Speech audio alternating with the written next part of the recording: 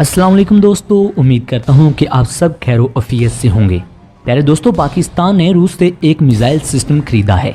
इस missile system के बारे में बताने से पहले मैं ये बताना ज़रूरी समझता हूँ कि रूस ने इसको कब और क्यों बनाया था।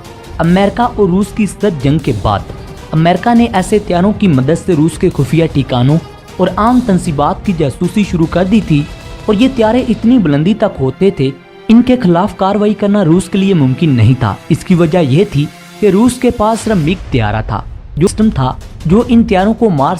इसके अलावा एक और भी प्रोजेक्ट था जो इन हथियारों को मार गिराने की सलाहियत रखता।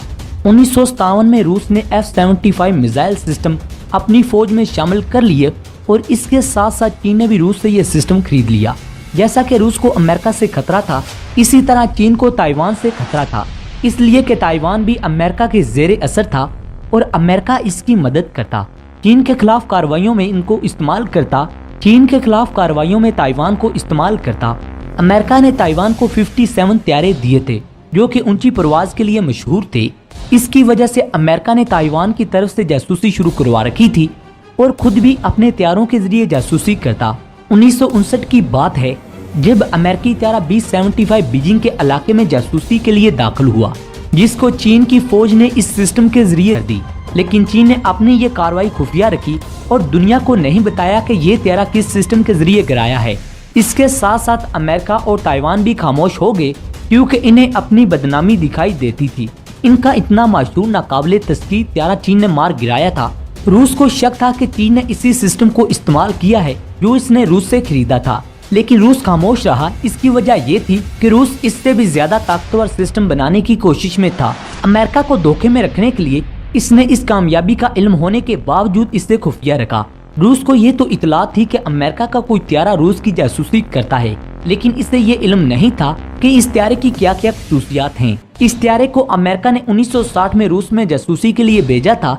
इस वक्त रूस के पास MiG-9 मौजूद थे, इसलिए जब अमेरिका का D-2 हथियारा रूस की हदूद में दाखिल हुआ तो रूस ने इसको डिटेक्ट कर लिया, लेकिन रूसी निजाम के ऑपरेट होने से पहले ये हथियारा वापस भाग गया। इसके बाद अमेरिका ने एक और मिशन के लिए हथियारा भेजा। इससे पहले जो हथियारा भेजा गया था वो बहुत सी मालूमात को लेकर अमेरिका पहुंच गया था, लेकिन अमेरिका को खतरा पैदा हो गया कि अब U-2 हथियारे के जरिए ऑपरेशन मुमकिन नहीं, किसी भी वक्त इस हथियारे को हिट किया जा सकता है। इसलिए अमेरिका ने इस हथियारे को ऑपरेशन के लिए भेजना बंद कर दिया।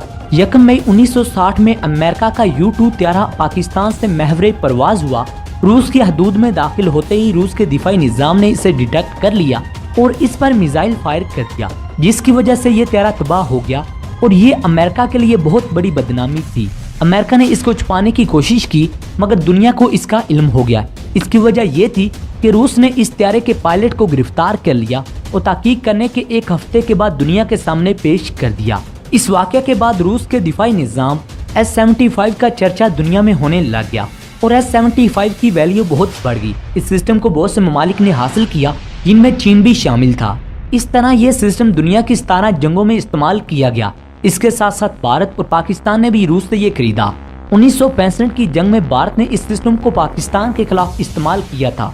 1965 की जंग में स्क्वाड्रन लीडर राशिद अपने हथियारे के साथ भारत में ऑपरेशन के लिए गए, लेकिन इनका हथियारा रूसी निजाम के जरिए डिटेक्ट कर लिया गया, जिसकी वजह से इन पर फायर किए गए, लेकिन वो हथियारे कामयाबी के साथ पाकिस्तान आए। हालांकि ये हथियारा बुरी तरह से टूट फूट गया, लेकिन किस्मत ने राशिद का साथ दिया।